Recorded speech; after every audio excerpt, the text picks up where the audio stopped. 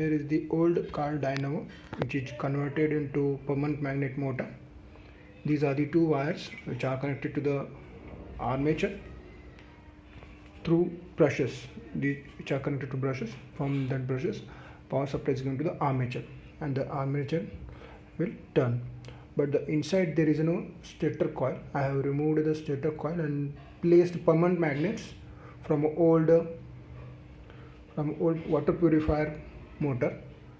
So now it is a permanent magnet motor, but still it has a problem that it will consume more than 30 amps and it is not running at that much speed which I calculated previously. So we need to check further that the magnets need to be replaced with the bigger magnets. Then we will check for the power output and the speed. Thank you for watching.